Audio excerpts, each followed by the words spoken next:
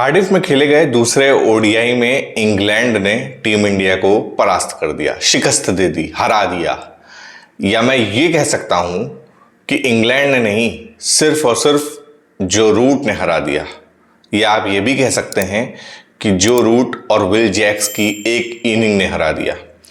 जी हाँ, जो root 99 run बना के गए, नॉट आउट थे, 100 डिजर्व करते थे, लेकिन उनके पार्टनर ऐसा चाहते नहीं थे, इसलिए चौका उन्होंने खुद लगा दिया है। अब तक दोनों मैचों में टीम इंडिया जो रूट को आउट नहीं कर पाई है और one of the finest batter हैं जो रूट, ये हम सब जानते हैं। और उनकी परफॉर्मेंस पिछले कुछ मैचों में लगातार इस तरह आ भी रही है कि उनको आउट करना बहुत मुश्किल होता है। और इंडियन बॉलर्स के लिए भी यही साबित हुआ, जो रूट को अभी तक दोनों मैचों में आउट नहीं कर पाए। और इसलिए भी नहीं कर पाए कि उन्होंने मौका भी नहीं दिया। अब जैसे जो रूट और विल जैक्स ने नीचे जाके 72 रन की इनिंग खेल दी, अगर हमारे यहाँ से कोई ऐसी पार्टनरशिप कर देता तो ये स्कोर 270-80 तक जा सकता था, लेकिन नहीं हो पाई। जो ऑलराउंडर्स पिछले मैच में चमके थे वो इसमें फेल रहे। एक बहुत अच्छी शुरुआत मैं कह सकता हूं टीम इंडिया को मिली थी।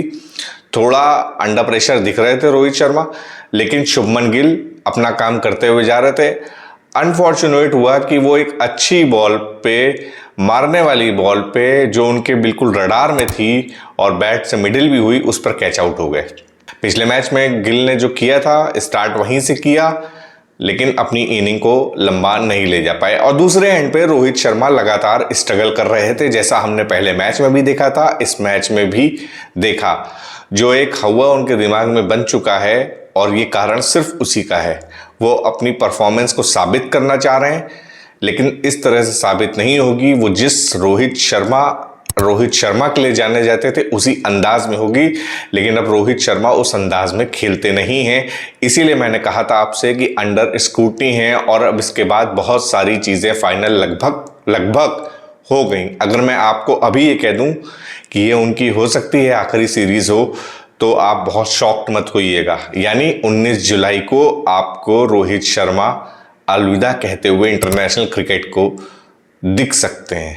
आप 19 जुलाई फिलहाल लॉर्ड्स में जो इंडिया का अगला मैच होना है, वो रोहित शर्मा के करियर का आखिरी मैच हो सकता है।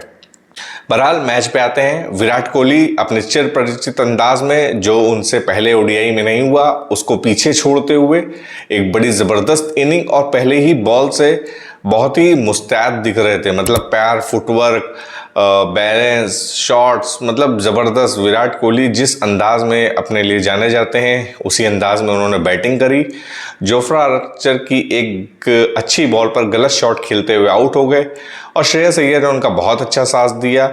श्रेयस अय्यर कंसिस्टेंटली रन बना रहे हैं, और इन्हीं दोनों की बदौलत टीम इंडिया 178 पर 3 विकेट पर थी। लेकिन विराट कोहली के आउट होने के बाद ऐसी झड़ी लगी कि 15 रन के अंदर 4 विकेट गिर गए। जी हाँ, मतलब 178 पर 3 थे और उसके बाद 192, 93 पर 7 विकेट गिर गए। वो तो भला हो जसप्रीत बुमराह का, जिन्होंने आकर 20-22 रन अच्छी बना दिए, तो टीम इंडिया 233 तक पहुंच गई। अदरवाइज लग नहीं रहा था कि यहां तक भी जाएंगे। चलिए, किसी तरह लड़खड़ाते हुए टीम इंडिया 233 के स्कोर तक पहुंची, जसप्रीत बुमराह की बदौलत पहुंची। लेकिन शर्म की बात यह रही कि टीम इंडिया 50 ओवर भी नहीं खेल पाई। मैं हमेशा से कहते रहता हूं कि कुलदीप यादव को खिलाना चाहिए था।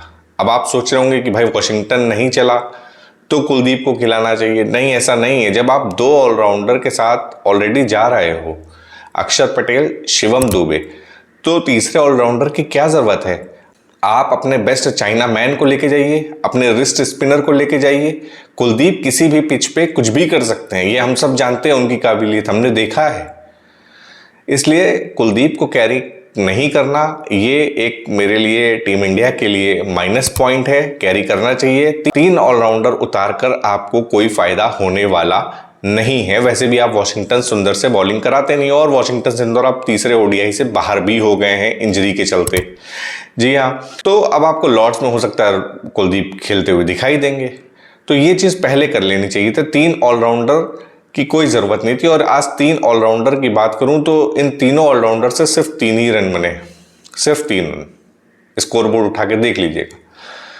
तो बहरहाल मैंने कहा लड़खड़ाते हुए टीम इंडिया किसी तरह 233 तक पहुंची, 50 ओवर नहीं खेल पाए। 233 रन जब टीम इंडिया ने बनाए तो उसके बाद बॉलरों से उम्मीद थी कि थोड़ी लड़ाई देंगे, और उन्होंने दिया भी। जसप्रीत बुमराह ने पहली ही बॉल पे बेन डिकेट को भेजा। मतलब इंडियन बॉलर्स ने पूरी तरीके से अपना काम कर दिया था। 125 रन पर लगभग 5 विकेट भी गिर गए थे। लेकिन मैंने कहा कि जो रूट और विल जैक्स की उस पार्टनरशिप ने टीम इंडिया को मैच से ही दूर कर दिया, जो अपनी तरफ से एक आध भी विराट और श्रेयस के बाद कोई ऐसी पार्टनरशिप देखने को नहीं मिली जैसी विल जैक्स और जो रूट में देखने को मिली। तो इसीलिए मैंने आपसे कहा कि इंग्लैंड ने नहीं, जो रूट ने टीम इंडिया को हरा दिया, और अब सीरीज 1-1 ईच हो चुकी है। तीसरा सीरीज डिसाइडर लॉर्ड्स में खेला जाएगा, 19 जुलाई को होगा। और चलते चलते एक और बात कि रोहित शर्मा का ये आखिरी इंटरनेशनल करियर मैच हो सकता है, जिसको आप मिस ना करें। एक्टर्स के जरिए उन तक ये मैसेज कन्वे कर दिया गया है कि 19 जुलाई लॉर्ड्स रोहित शर्मा आपका आखिरी मैच होगा। अब देखना यह है कि रोहित शर्मा सेलेक्टर्स को झूठा साबित कर पाते हैं क्या। बेखौफ अंदाज में, जिस अंदाज के लिए वो जाने जाते हैं, उस अंदाज में क्रिकेट खेल के एक बढ़िया स्कोर बना सकते हैं, अलविदा ले सकते हैं, ये देखने वाली बात होगी। बहरहाल इस वीडियो में फिलहाल इतना ही। वीडियो को लाइक कर दीजिए, चैनल को सब्सक्राइब कर दीजिए। धन्यवाद।